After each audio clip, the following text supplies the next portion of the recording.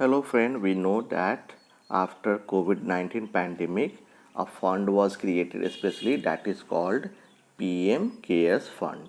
This fund was created on 28th March and the full form of this fund is Prime Minister Citizen Assistance and Relief in Emergency Situation. And this fund was created on 28 March especially for the dealing with COVID-19 pandemic को deal करने के लिए fund बनाया गया था। इस fund में जो मेंबर्स थे, ये फंड के मेंबर चेयरमैन खुद प्राइम मिनिस्टर होते हैं। Three member can be nominated by the prime minister himself and right now Rajnath Singh defence minister, Amit Shah home minister and Nirmala Sitharaman finance minister are the members of this fund. Then law student filed an application to the under RTI to PMO, and he wanted to know whether PM Care Fund, how it was created, what is the deed of registration and trust deed, etc. And he wanted all this information. But recently or yesterday, PMO rejected this application and they said they argued that PM Care Fund is not a public authority under the section 2H. इस section को आपको याद रखना है, under the section 2H of the RTI act 2005।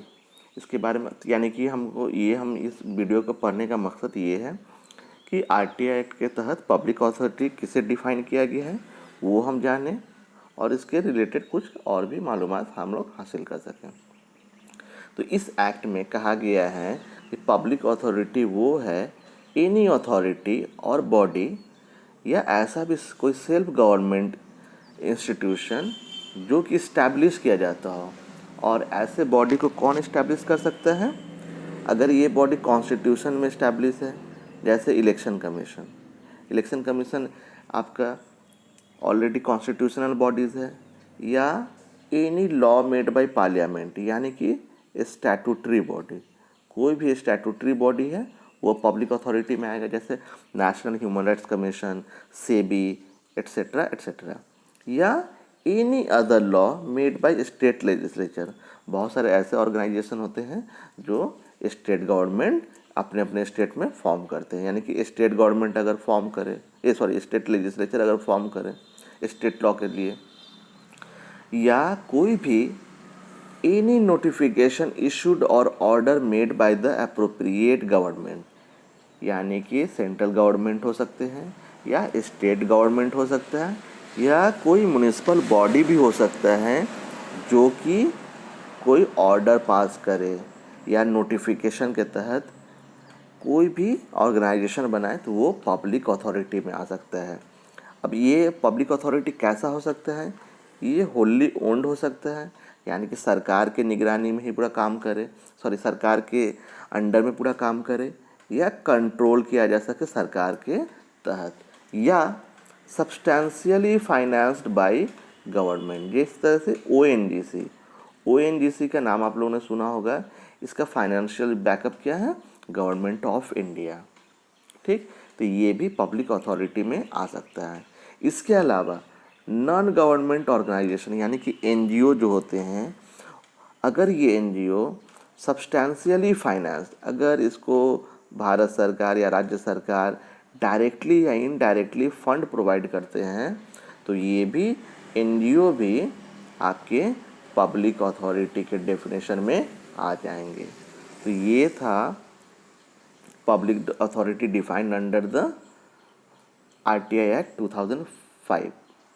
अच्छा, इससे पहले PM care fund के अलावा हमारे पास एक और फंड है जिसका नाम है prime ministers national relief fund, and this fund was set up in 1948।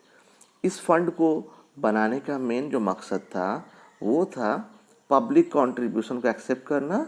क्यों? उस वक्त पार्टीशन हुआ था, तो पार्टीशन रिफ्यूजी को असिस्टेंस प्रोवाइड करने के लिए। लेकिन आजकल या कई सालों से इसका काम सिर्फ अब तो पार्टीशन का समस्या ख़त्म हो चुकी है, इसलिए ये रिलीफ प्रोवाइड करती है उन फैमिली को जो नेचुरल कैलेमिटीज़ या कोई एक्सीडेंट हो जाए या रॉयट हो जाए या रिसेंटली एसिड अटैक विक्टिम्स को भी इससे फंड प्रोवाइड किया जाता है। ठीक, स्टार्टिंग में जब PMNRF that means prime minister national relief fund जब बनाया गया था तो उसको एक कमेटी मैनेज करती थी। इस कमेटी में प्राइम मिनिस्टर होते थे, डेप्यूटी प्राइम मिनिस्टर होते थे, फाइनेंस मिनिस्टर होते थे और कांग्रेस प्रेसिडेंट भी होते थे। ये एक अजीब विडम्बना है। और टाटा ट्रस्टीज जो टाटा ट्रस्ट है उनके भी रिप्रेजेंटेटिव और कुछ इंडस्ट्री के रिप्रेजेंटेटिव इसमें हुआ करते थे। लेकिन 1985 के बाद से इसका पूरा मैनेजमेंट, किसका management, prime ministers national relief fund का मैनेजमेंट, ये पूरी तौर पे प्राइम मिनिस्टर के हाथ में है।